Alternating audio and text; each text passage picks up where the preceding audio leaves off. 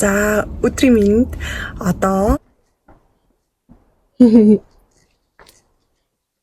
за яа.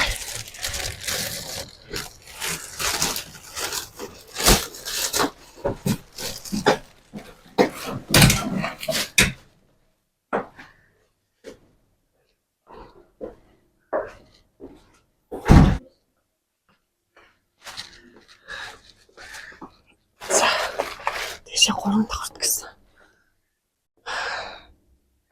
Дараа дүү маань амарсан болохоор энэ 7 хоногт нэлээд ажил амжил гэж бодвол байж юм бит хоёр. Ийм байсан чи бүр толгойр хичлээ. 3 давхарт гарах хэрэгтэй байхгүй уулна. Тэгээ энэ дээр дарсан чи биш юм шиг байна. Энэ дээр нь дарчлаа.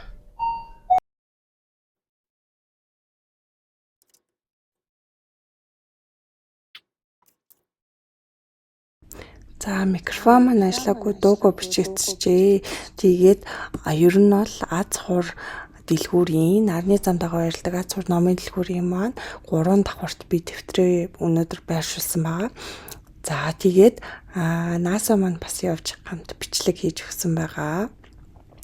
За 3 давхарт гараад эмгтээчүүд гэсэн хэсгийн яг эсрэг талын лангуун дээр нь манай дэвтэрнүүд байршсан байгаа.